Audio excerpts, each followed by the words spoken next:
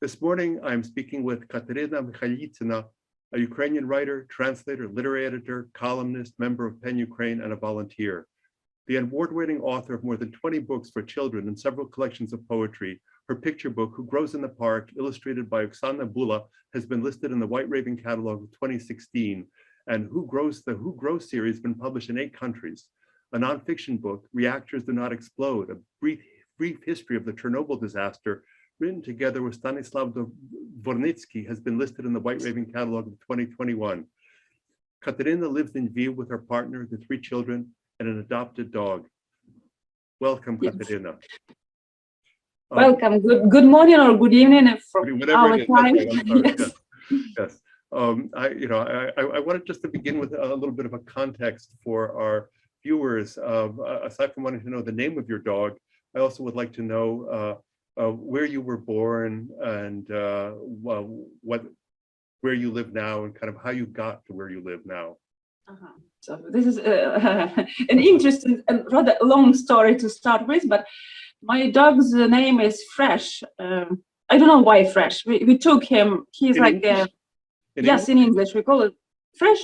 He was like Max Fresh 086, as far as I remember. This was his full name on the cage, from which we in the shelter from which we took him a year and a half ago. He's like a 5 or 6 years old.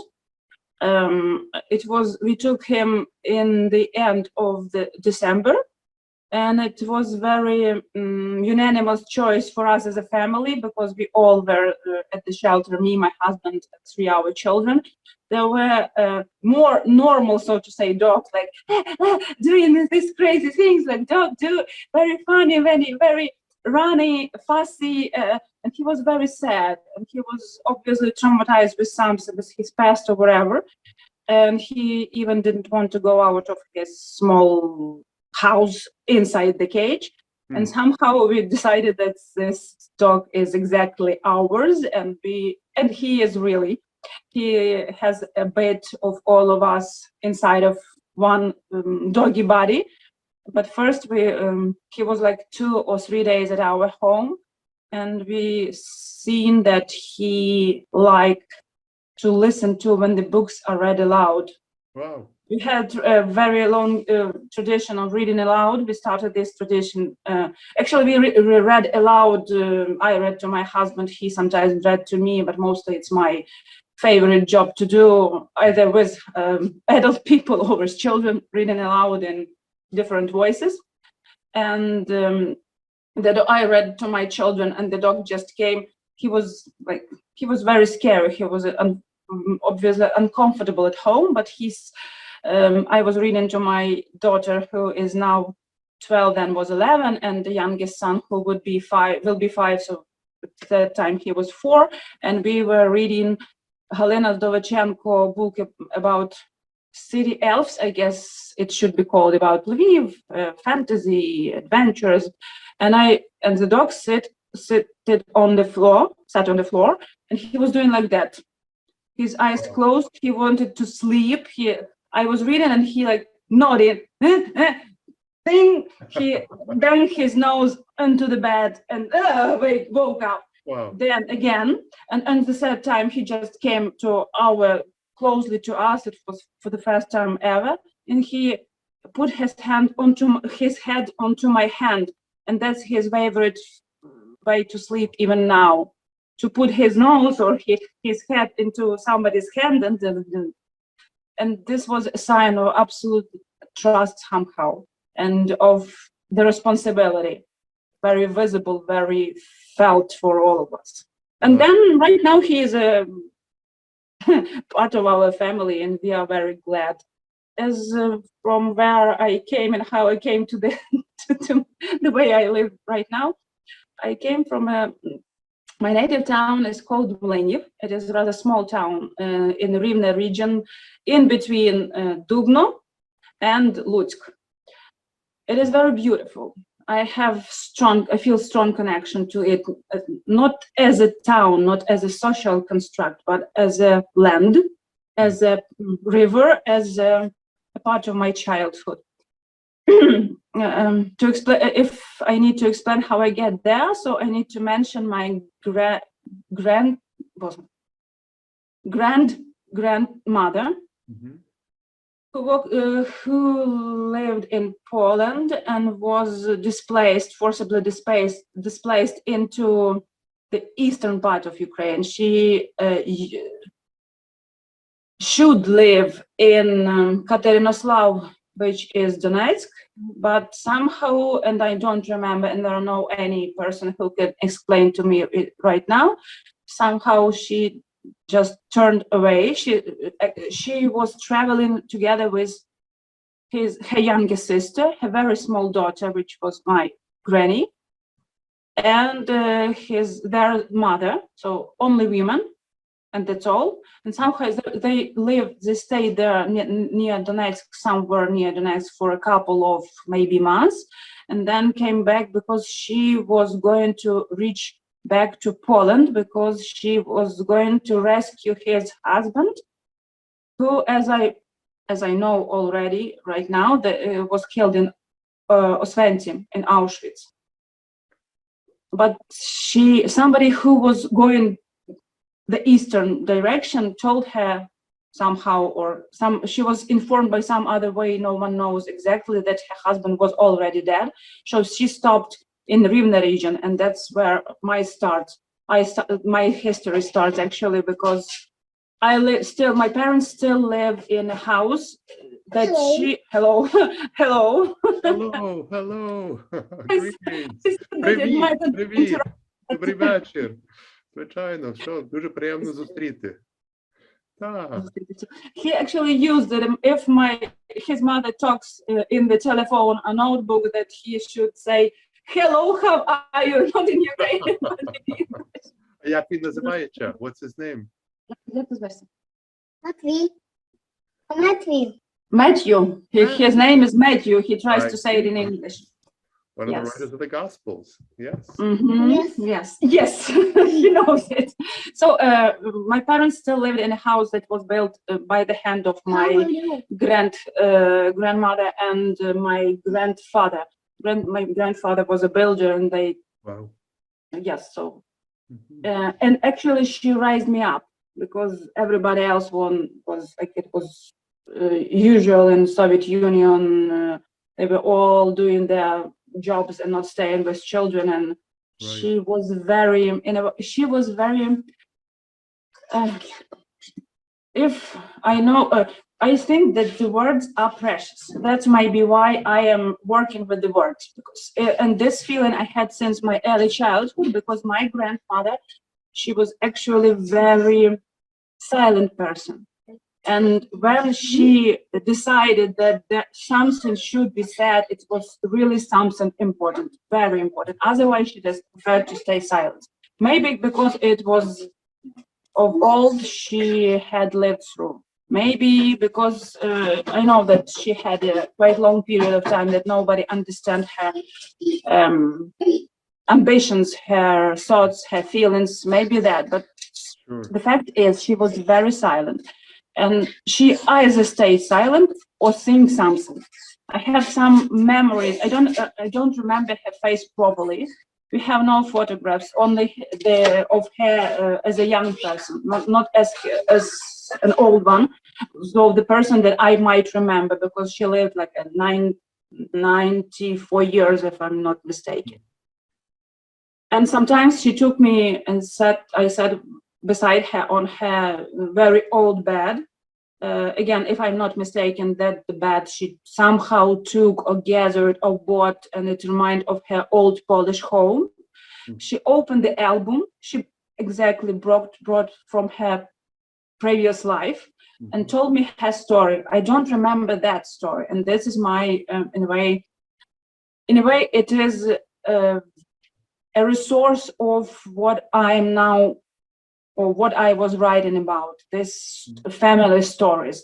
So this unknowing is a part of that makes me write, that makes me explore, that makes me find what family and family history means to me, what being a woman in a family in a small town means to me. But in a way, I feel I feel regret that I don't, that I was so young. I didn't remember all the story properly. So she just took the album and said that this is my husband. This is this was my brother's.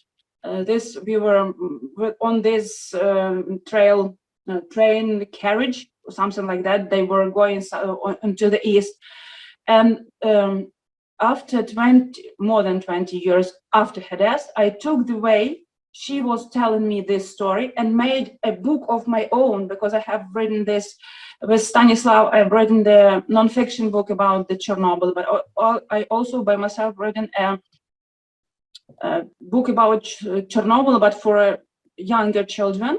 It is called The Flowers Near the Fourth Block, let's say so. And it is the way the main hero of this, it also a grandmother.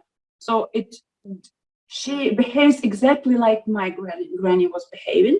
And actually it was, though it is quite like 40 with something pages. And for me, it was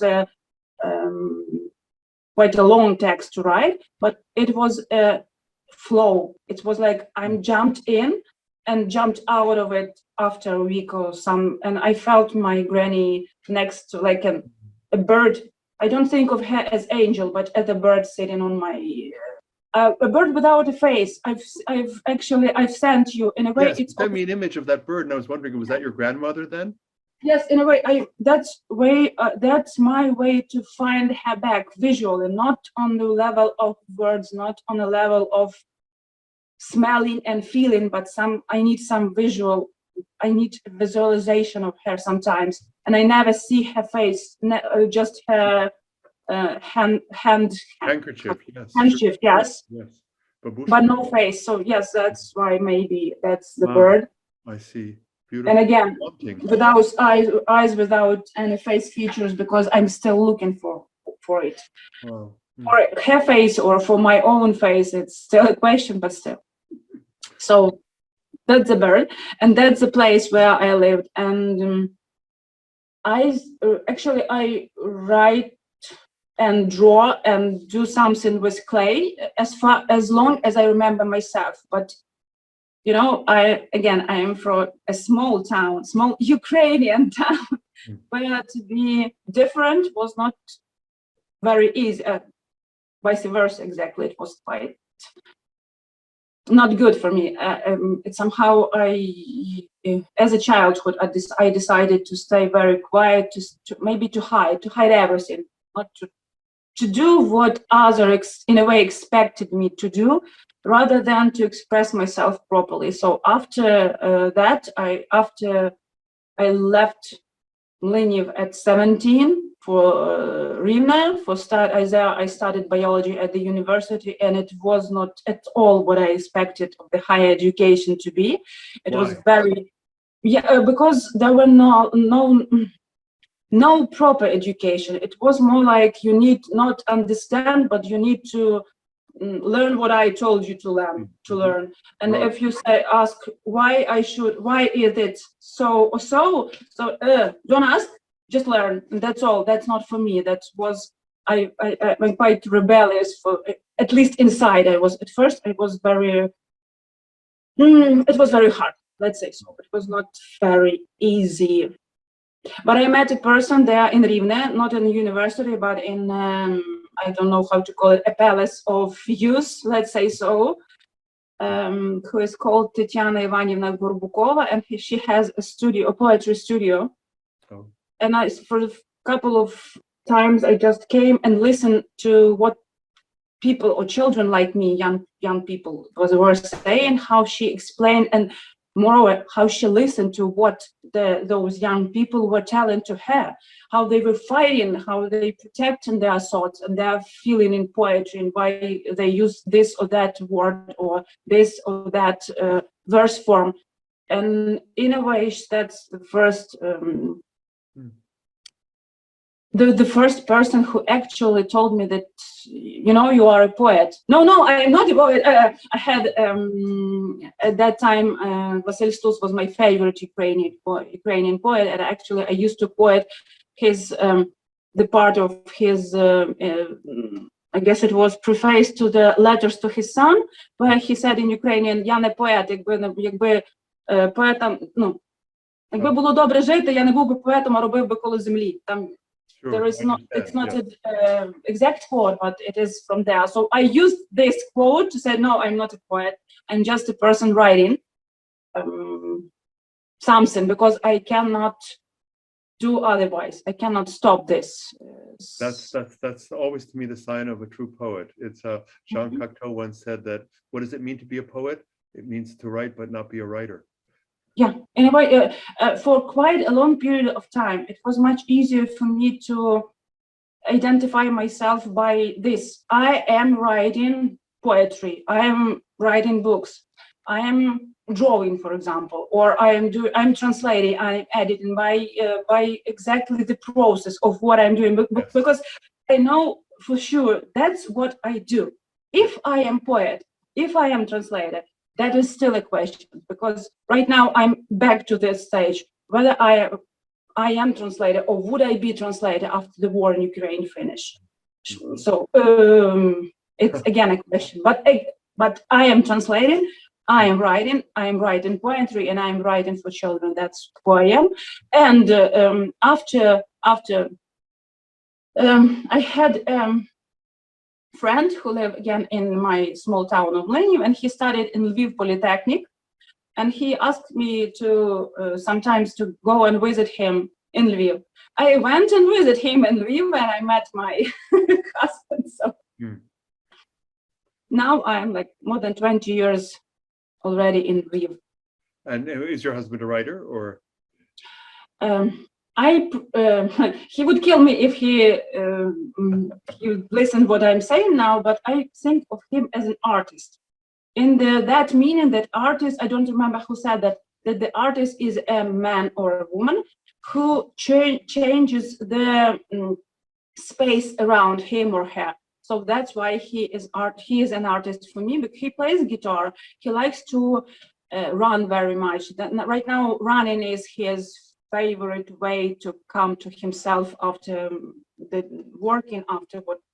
war or whatever. So it's his it's his great challenge that he throws to himself, and to that's his also a point of growth for him, because he likes to challenge himself, and to overcome to become a more and more better person than you are right now. So this is maybe the greatest way to become a person, and the only way to know that you are moving somewhere in some direction, because if you are comparing yourself to others, so that's not a proper way, I guess.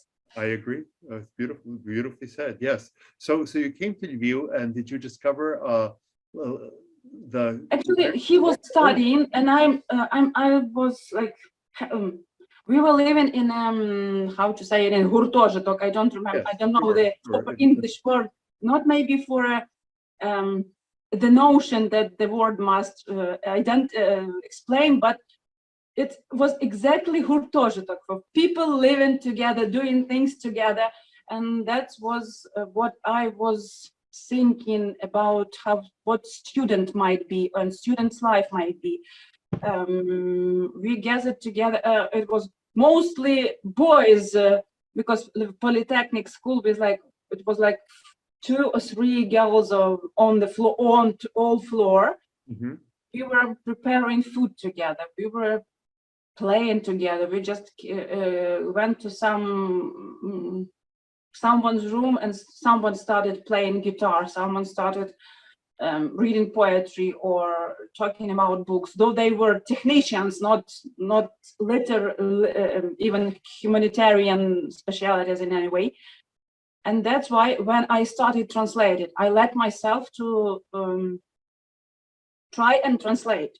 And my first translation was like, I bought book, actually it was 2 books of Oscar Wilde. I bought it near Fedorov, where is this small book market, let's say so, in Lviv.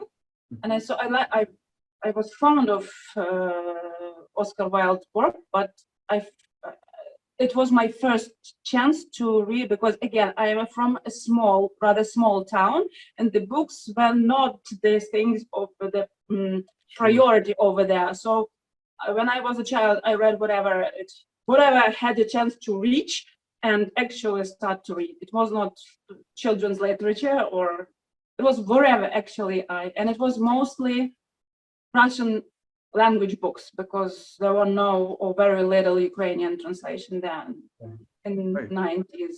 So I bought this. Oscar Wilde is such a sophisticated choice. Yes. So I don't know if I was older, I don't think that I have courage to do this, but somehow Rostislav Dutsenko translated this the portrait of Dorian Gray brilliantly, but I was always somehow dissatisfied with the preface, rather short preface to the text.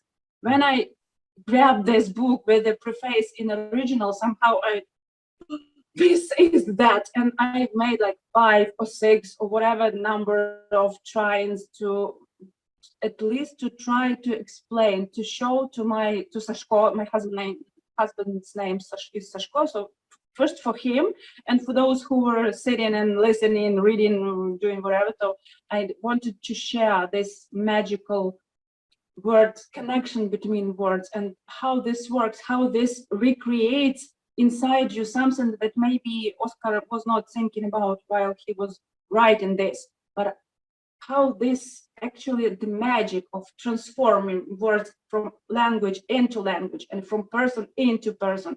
It was, I guess, this what helps me to the writing, to the creating something, this magic, because it really works. I mean, if you are ready to listen to, and if you are ready to share, really share, not trying to, not pretending, but deeply share what you are into, so the words will flow and catch the other person with whom you are sharing it. So that's the magic, and somehow they connect people from different sides, from different countries, and this is really precious for the words. No, absolutely, beautifully said. And then, did you come across other writers in Lviv? Was there a lively literary scene? What years was this? Because I was in Lviv for the first time in 1990. I started. That was in the earliest 2000. I guess I arrived here like 2001, and so 1 and 2, I was all around student life, we were trying to find some flat or apartment or wherever. We already had 2 cats, and it was not easy even that to find a flat, an apartment or wherever. So we have this, and we have some friends to share the apartment. So it was quite an interesting life. I don't really remember how I get into the literary world of. Were there Ukrainian writers that you were reading that you had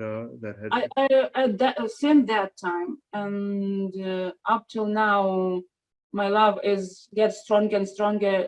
The most beloved, the god of my poet in inner poetry is Hritsco Chubai. I actually first get to know when I was 16 or 17. I wrote Lyudmila Taran, who is also a great writer, Ukrainian writer, wrote an article into the newspaper called Ukraina Moloda, and I read, I guess that article even called like Pritcha, like the poet, like the name of one of the Hritsco's poems. And then so the first book, when I visited book forum for the first time, I bought this Plach Yeremiyi that Calvaria published, and it's still a treasure to me, because it's the start of my literary life in all possible senses, from the plays, from the books, that it was really a choice. I'm a girl from a small town, even in Rivne, it was not much modern literature, and it was not such a great internet like we have today. So being at forum and buying these books for myself,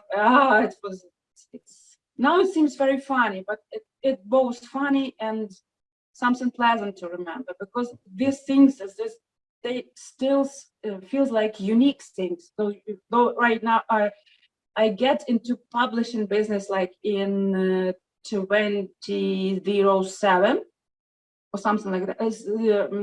My first translation was published officially published, the book translated. It was Tolkien's The Tale of Children of Húrin, newly published 2 years before in England, in English. So since then, I'm in this way or that in a publishing business, but still this book and my first visit of Publishers Forum, this is precious. Absolutely. And but it's remarkable that Tolstoy, I was going to say Tolkien, very different, I know, that Tolkien arrived in Ukraine so quickly. Had you read any of the trilogy or any of the other, his Lord of the Rings books? Before that, just some years ago, the films were out, like the trilogy of Lord of the Rings were out. We tried to watch it, but it was not, we were not very greatly impressed of the film. Sure. And it's Astrolabia publishing house, and personally Oleg Fashovets, who is the director of the publishing house, he decided that all Tolkien must be translated into Ukrainian. And actually I had some friends, because you asked about how I came to the literary scene, so to say. I have a great friend whose name is Albina Pozniakova. She's also in United States right now. She was always and still is writing great poems for the first place, but she was also a good cultural manager, and she with several colleagues, she published, it was a self-published newspaper called The Three. And Irina Shuvalova was published there as a poet. I was published there as a poet and as a translator. I don't remember if I draw something, but still. Pavlo Korovchuk, so those who are right now in the field. So yes, Albina has a talent to gather us all together.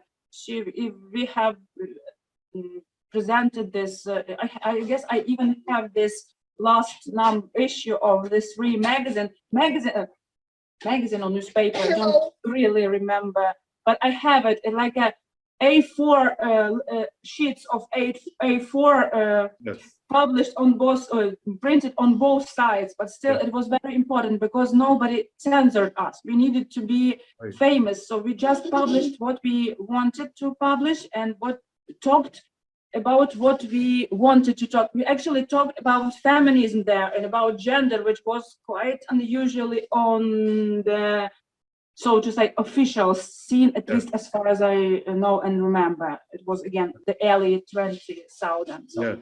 And she was somewhere because there was this underground, not official underground. I don't know if they were really underground, but we have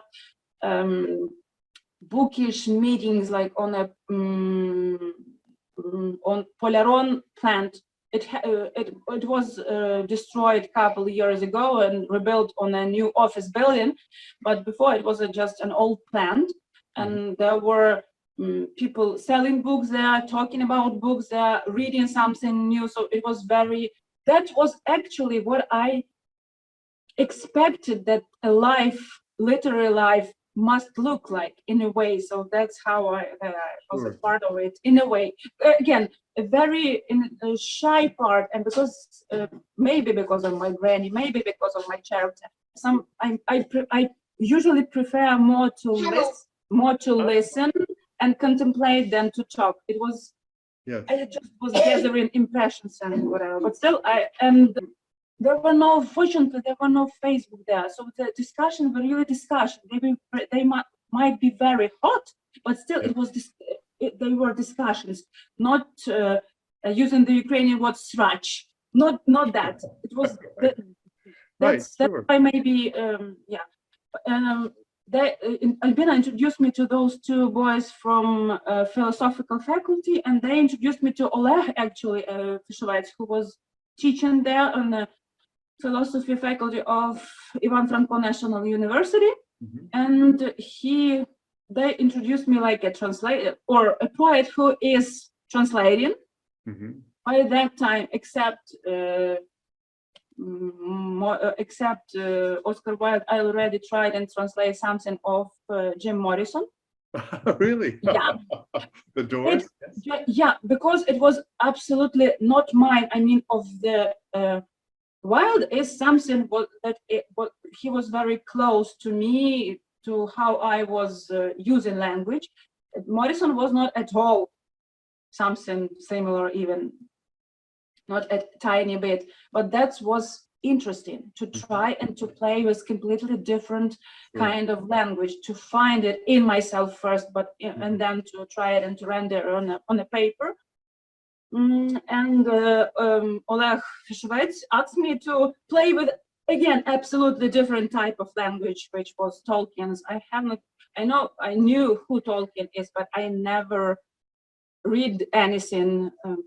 What he not nothing about Hobbit, nothing about the Lord of the Rings, and it was something very new. So I have this like a preface made by Oleg Vasilyevich, who is Tolkien, and why we need to translate this.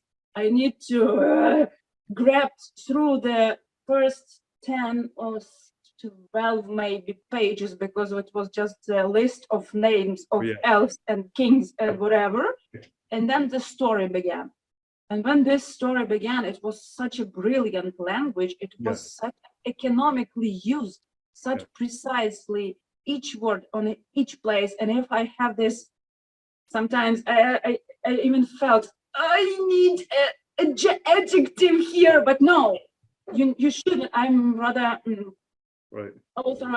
author-centric translator, so I try to render the author, not the idea for the first time, but the language is also very important to me. I try to stick so much close to the original, even in the language, as Ukrainian language led me to do this.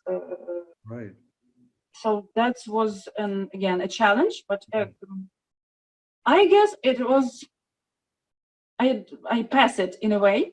Though again, if this happened not in my 25, 24, so I was like that. So I don't know if I now would try to translate Tolkien, not knowing almost anything, next to anything about him and the language and whatever. But I translated. This was the first translation. From one side, I had a huge critic, because everybody tried to, even those Russian reading Ukrainians, Russian, they have no choice either to read original or Ukrainian translation. So me and the publishing house had a lot of long letters of what is not right in the translation and the names and how I even dared to translate it. But on the other hand, we had a huge interest in Ukrainian readers, because it was not, so again, no alternative, just Ukrainian translation. In a way, it was very interesting, and that's when I actually seen that if there were no Russian books close at hand, so the Ukrainian originally or translated Ukrainian translated books would have much more chance to live, to go to the audience. And again, I've seen how much work we need, all that are doing something with Ukrainian language books, how much work is ahead of us, because we need to overcome this prejudice that Russian language is richer, that Russian translations are better just because they are Russian. So because the first point in the critic was, you cannot translate Tolkien into Ukrainian. There are no enough words, no enough language, no enough so.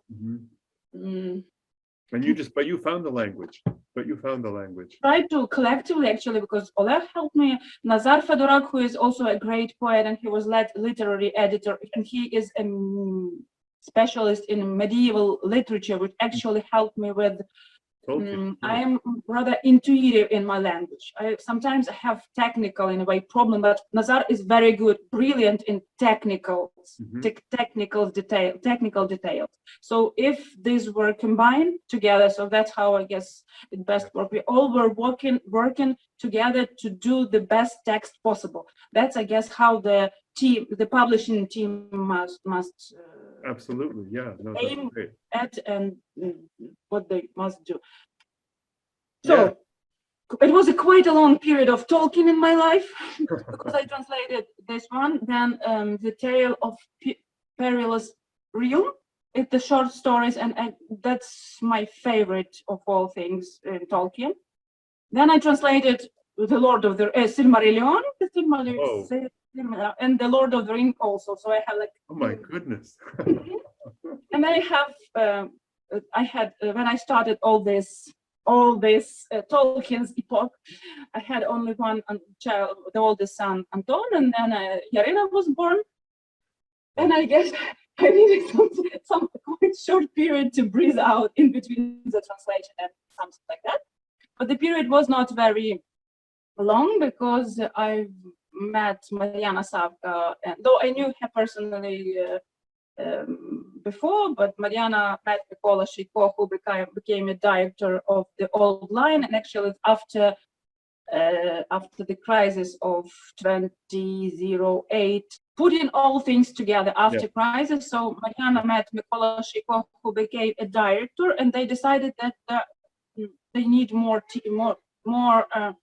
bigger team, publishing team. I mean, and then Mikola asked me to come to the team and become the let's say second editor, not only Mariana, because Mariana was becoming a face of the publishing house. Yes. So they took the PR manager, they took the rights manager, they took me as a deputy, Mariana's deputy. So the team become bigger and bigger and bigger. So when I came to the Old Lion at the 2012, I came first to, I started to work at the end of 2012. So there were like maybe 10 of us.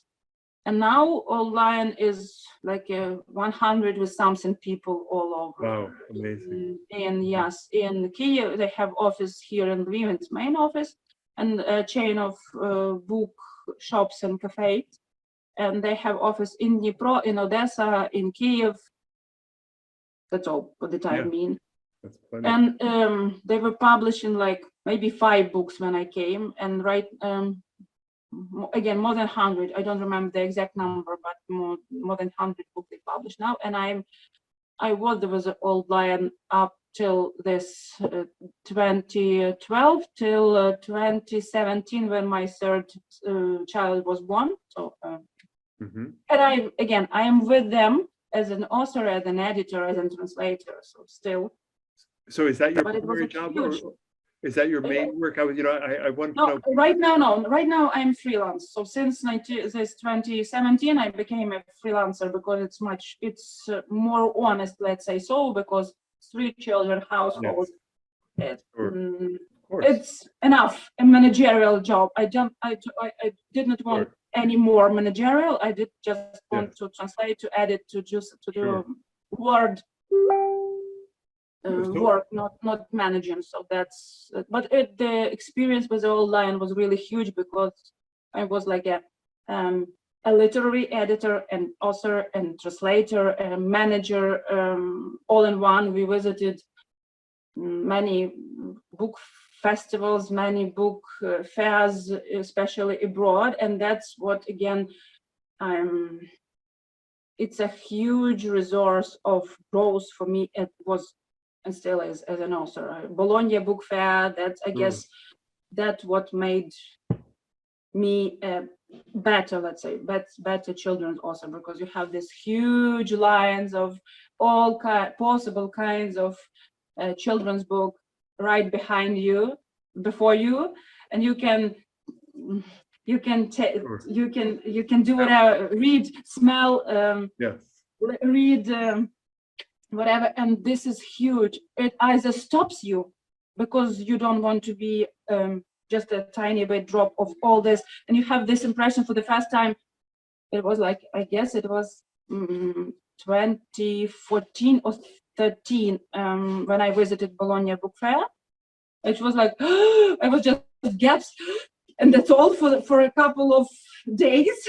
Yeah, sure. And sure.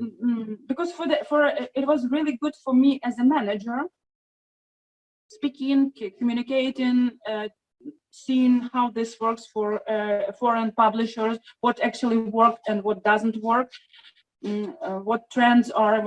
But for me as a children's writer, I have like two books, or one children's book by that time.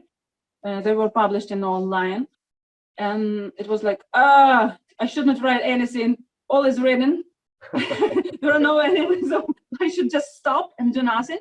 But what amazed me at that very exhibition, that trees, as I guess I already mentioned it, if not, so I speak again, that I love plants. Even right now, when the war goes on, right before we were talking, and I was on my field, out of the like a few meters where the Lviv ends and the field begins, and it's absolutely amazing. And this is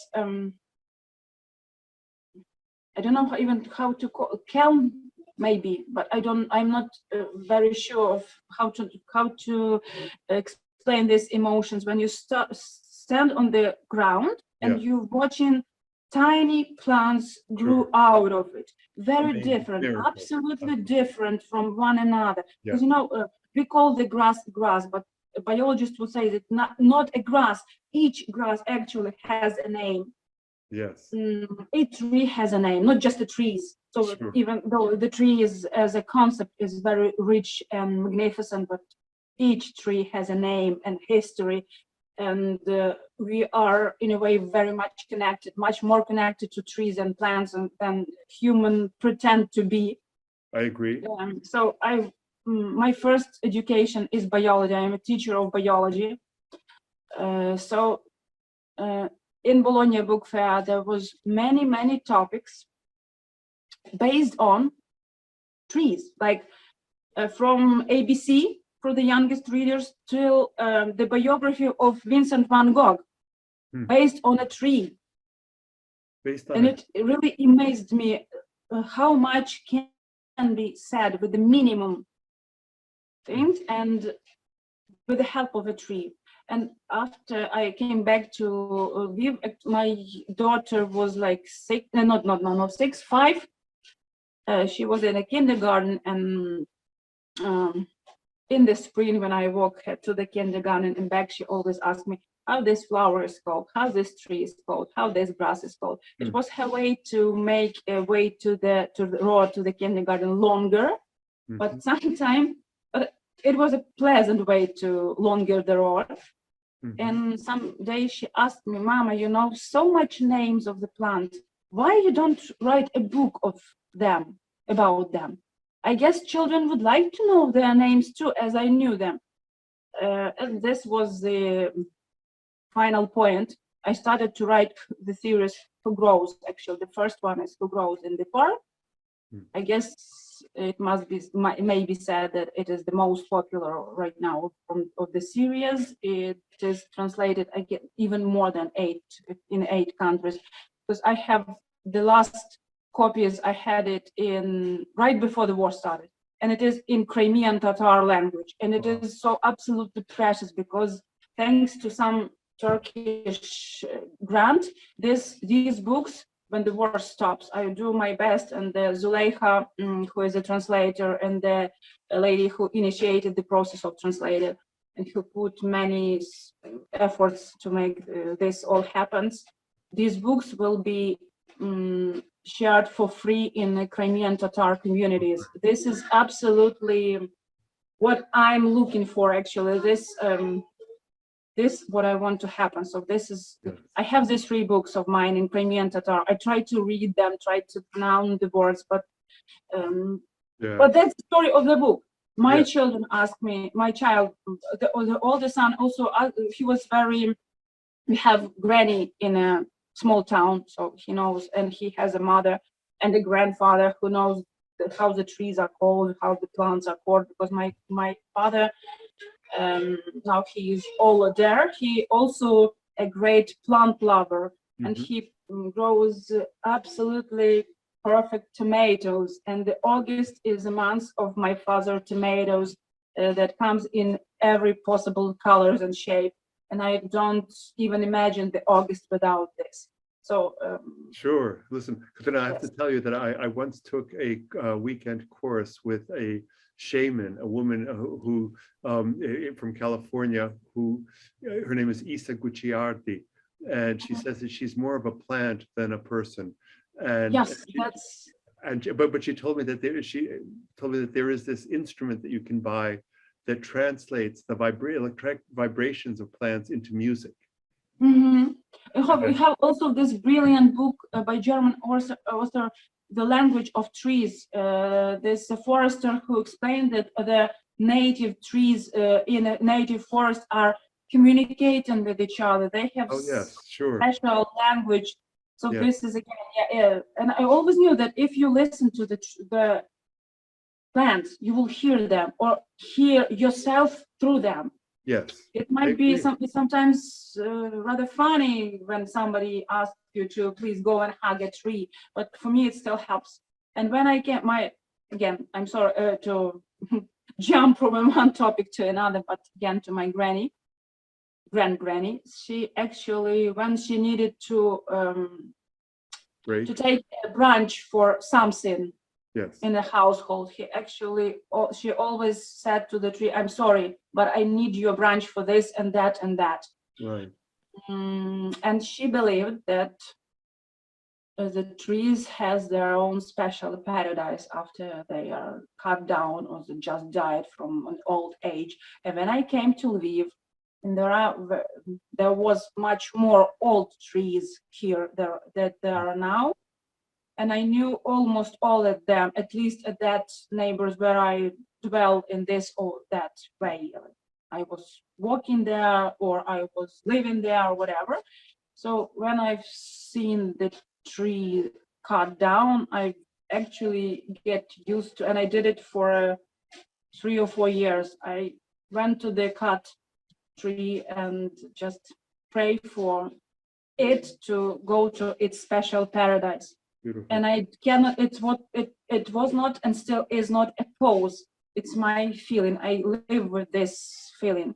And actually I took a dog because there were too much old trees cut down at the end of the 2020, too much trees cut down in Lviv, and I felt like my hands were, my arms were aching because when I saw this even or heard the sound of saw that was going to cut down the tree, I feel I feel my body ache, and it's not. I'm not pretending. It's my reaction, and this halka kruk. Maybe it's because maybe poets are more like trees than any other normal than any other people and literary people, because Halka Kruk also written about that. She has the same feeling of pain all over her body when she saw it. I believe it. I believe it. So what were you? Just a couple more questions. What were you working on before the war began? Except all this, ecology is absolute a theme that is, I guess, in all my children's books, but maybe in books for adult as well. But I don't have much books for adult. I have only like a couple poems collections of poetry. The first one was published again at the beginning of 20s in Rivne, but it was not quite my decision, not quite the choice of poems. It was decided more by an editor who was who worked in Ukrainian Writers Union than of me, because I was too young, like 17 or yes, I guess it was 17 or 18.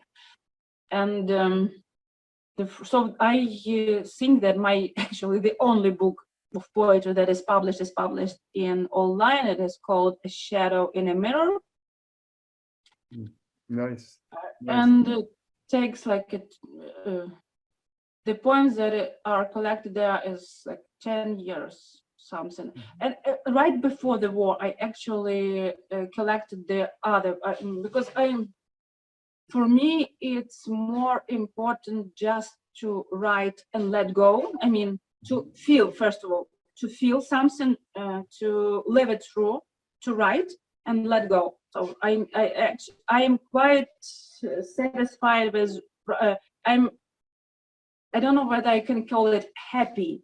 I guess I am addicted to the process, really, addicted is the word, to the process of writing, where you are totally in the process, when the words are flowing through you, not in you and through you and out of you then. So there's a circulation of words in you and on the paper, or in my case on a screen of telephone or a notebook, because since I guess sometime I wrote directly into the Facebook feed.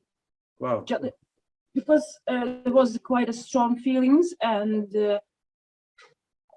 I need to live it through and let go. So I was satisfied with all this. I don't really need, I'm of such a strange kind of poet that I don't need a book. I need this process of writing, of living and reliving, and sometimes of getting feedback. When people comment, or not even on a Facebook post, just under the post, but in the direct and the messenger or whatever, they just, it mustn't be many people. It might be few people, but I feel exactly that they live through their, or not my emotions, but their own emotions through my text. That was what I appreciate most of all. That's why I'm writing. So I managed to collect a book, thanks to Victoria Melnyczuk, actually. Oh, nice. It was in a bit of a tale of mine, and asking, would you please do this for me? Would you please stop translating, managing, and wherever, and please collect your poems into a book? And also a great friend of mine who is called Inna, and she is in Vinnytsia now, and she is sewing and doing other helpful things to do some very helpful things for Ukrainian soldiers. She was also one of the very important person for me concerning this book. This book, how to translate it into English? In Ukrainian, it would be called, if it appeared somehow and somewhere, it would be called Люди з розладнаними серцями. It's partly thanks to Deborah Fogel, who actually, thanks to Irina Starovoit and her lectures about Deborah Fogel, I have this cycle of poems written as if I was a child sitting under the table and listening to the old ladies talking about their lives. It is first in a draft version, it was just called Babi. I mean, in Ukrainian, so old ladies, because there were partly it was again my granny, partly it was some real people in my small town or in my family from the both sides, father side and mother side. But the general feeling, I was sitting under the table and listening to these stories that was just coming out of nowhere sometimes, or something just clicked in me, and I've written this. They were talking not in my head, but it was sounds too crazy. I've seen something. So yes, it's more of some visual stimulus that I see, maybe a handkerchief that remind me of, or peonies. My neighbor called Nina loved peonies very much, so I've seen this, and I wrote it like a year. They were just coming and non-stop. So just them, just my old ladies coming and speaking and speaking and speaking and speaking. So I made this book, but I cannot took this all together. They were too different from two different sides of country, two different times. And after this, listening to this Irina's lecture about Deborah Fogel, and then reading to Deborah's texts, I managed to synthesize all the puzzle set up correctly as it must. So that was the book should be published, should plan to be published in a way in the end of this year or in the beginning of the next one. So in a way, it's the answer to a question what I was doing, and that writing about old ladies, about family histories, about specifically women's history. Sure. I also translated a book from Australian author, teenage book called Let's Talk About Consent, like a concept of consent, culture of consent, because again, I have a child, have a daughter, and we have a great problems with the culture of consent that is not only about sex and sexual relationship, but about respect in each and every field, starting from the newborn when you just need to take baby, or to say to your baby who cannot speak and even cannot wave her or his hand properly, but right now we are going to do this and that. Actually, we did this with Sashko. We always tell our children what we are going to do with them, even if they were very small. And this was very important to translate again, because I was volunteering for NGO called, I say it in Ukrainian, Horizontal Medicina, which, yes, Anastasia Leuchina, who actually one of the founders of this NGO, was the person who opened the, how to say it, reanimation. Is it okay? Is it understandable? Reanimation, like in a hospital unit where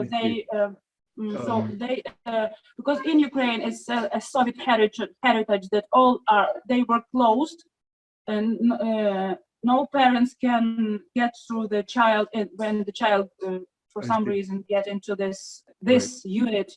How do you keep? It's not in it's not a reanimation. It's no, but you understand this. Of this, I do. She actually started the campaign because her own child died behind the closed door, and she hadn't even a chance to say goodbye. I see. My child, our youngest son, would die also if the doors of the reanimation were closed. But fortunately, the campaign started like a year before he was born. Wow. So we have a chance to, and our Ministry of Health opened we have this law that the reanimations are opened to the parents or carers or close people. So thanks to that, we actually saved our sons, because again, the problem in Ukrainian hospitals with dignity, we have brilliant doctors, but the problem with the attitude was absolutely the simplest human rights might be violent in the hospital if they have chance to, because they get used to, because it's a remnant of the Soviet system. So I helped Anastasia, whatever she asked me, translated something, wrote some columns, and again I wrote a cycle of poetry in Ukrainian. Sounds like stacionarna zona, connecting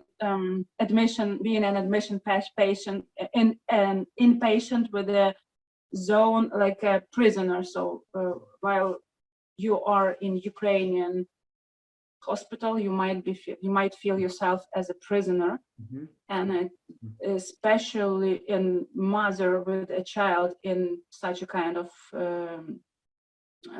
such a condition, it's even worse, because this is a thing of power. They have power. You are vulnerable because you need to take care of your child. You need to be supported, but instead of support, you get hate. You get whatever you can get, whatever except the support. So that's why I actually wrote the cycle because I need to free myself out of the emotions I felt related with the younger one. He has some problems with, he has it before his birth. Yes. And this will stay here with him for all of his life. So he has some specificities. So we stayed like for 3 or 4 months in the hospital. So just to get rid of the feelings of helplessness, of course. Helplessness, absolute helplessness. That's how. And I was reading them poem by poem, and I just put into the Facebook just to disconnect myself. Sure. And I had a huge response from absolutely unknown mothers and just women who had the same experience but had no words to even to explain or to name the experience into themselves. So that's why it was published in Lit Center site. It's really great to have it, but because I don't know if I would dare to put it into a book, but they are living over there. And Anata Kaminska is translating this very cycle into Polish. Right. Sometimes it again amazes me that the things that I feel and I live through are of interest to some other people, but if it's so let it be. So just the final question, how has your life changed since the war? It became more of volunteering and hand doing something than of writing properly. Anata Kaminska wrote in her Facebook that before the war she was a poet, if I'm not mistaken, and I myself might say about myself that before the war I was a children's author.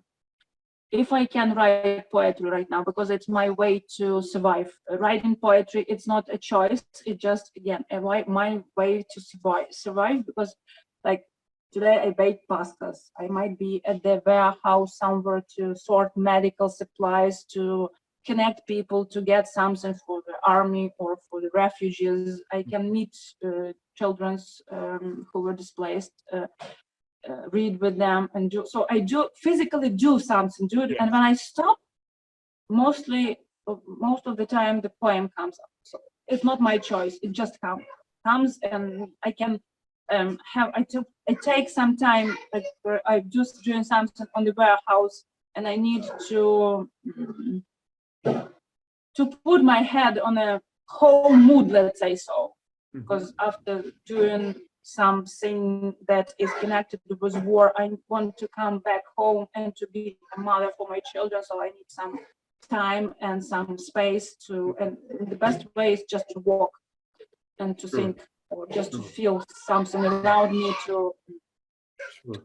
And during that period of time, poems come mostly of the time. So when I'm walking my foot from point A to point B, so they are just coming in again, and it amazed me hugely that they are translated into English, into Polish, into Lithuanian, into so. Fantastic. That's again maybe that there. I told it somewhere that we all can read news, but the language of news and the feed in Facebook and the language of poetry is completely different. And sometimes we need this very specific language of poetry to stop and think or to feel, to have a strength to survive. No, absolutely, I agree. That's secret. No, there's an American poet who was also a physician and an obstetrician. He brought children into the world. His name was William Carlos Williams. Yes. And he spoke about the hunted news. He says there are all these stories in the newspapers about these disasters, and we know that they will happen. We know they're always there. But the kind of news that poetry brings you is the hunted news. It's the news that somehow feeds the soul and feeds the spirit and allows you to reconnect with who you are. Yes, that's exactly. But if I can write, so to say, adult poetry, I cannot right now write anything for children. This level of language is somehow, the war destroyed that in me. and I need more, I guess, time and space in my head to rebuild it. And right now, I don't even know how and what direction it should rearrange to work for the children the way they are now. Sure. Because we are all in the state of changing, all of us, because you also asked what the word change. It took safety, even the notion of safety, I guess, from us Ukrainians, because either you hear Russian rockets flying directly your house, or you know that they are flying and hitting Mariupol, for example, or any other city and town in Ukraine. If you know about Bucha or any, again, town and city and village destroyed somewhere in Ukraine, you can't be safe. That's for sure. And you don't really know what to do with this, to stop Russia, to destroy Russia, to what? Because it's a huge part of the land.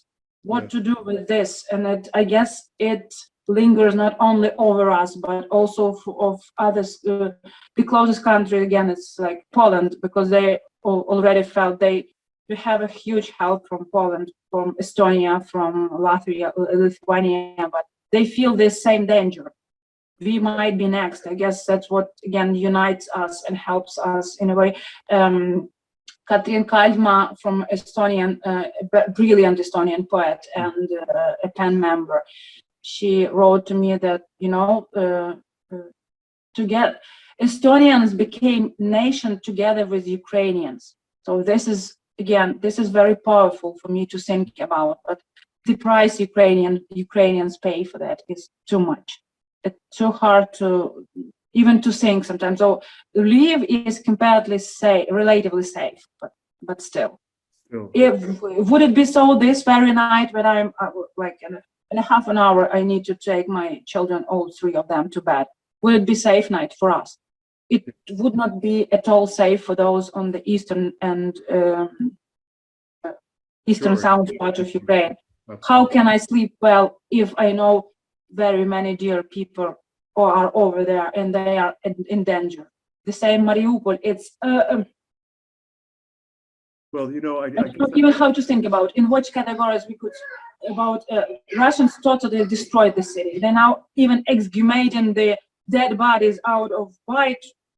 There is no even a bit rational answer to any of what they are doing. Either this is a lie and they telling publicly like that it's the Ukrainians that destroyed Bucha and just the some imaginary Ukrainian Nazi doing whatever they're doing in Mariupol and in other places. Till these killings and rapings and all the absolutely unimaginable cruel things that they do. And because of this feeling, I guess because maybe children writers, they are writing being in a state of childishness in a way. And you can feel, because real children are endangered right now. So you cannot feel for me, it's really like that. To write for children, you need to let your inner child, let it put it out, to let it speak, to let it play. And for that, you need to be in safety. So I guess my own personal destruction is those part of me who wrote for children. I don't know how to write for them right now. I can play, I can do whatever, but not write for them. Right. Well, given everything you've said about how you have evolved and worked as a writer, I have no doubt that voice will come back to you and that inner child will once more begin to speak to you. And for what it's worth, and I know it's not worth much, but you please do know that many of us, though we are thousands of miles away and in safety, do feel the rage and the horror, and also don't know how, really are not able to understand, to fathom the irrationality and the darkness and the evil of this, and are looking for as many ways as possible to try to be of some modest help. And so please do keep in mind that if you have ideas about things, we of course know about the weapons, we of course know about the closing the skies, and we do call Congress people and do write letters and do send emails and do that. But beyond that, in kind of everybody, I think, needs to be doing things in their own area, in their own field, to find ways to be useful. And so all ideas and suggestions along these lines here are welcome, but you should know that we here, millions and millions of us, are watching and with you in our hearts and in our spirits. And it's not the same as being there. We know that, but Yeah. we really appreciate also you're taking the time to let us know and to give us the hunted news that we need to hear, because we need to hear directly from you. It is the one thing that actually I cannot stand is listening to these theoreticians, these pundits who are speaking very abstractly.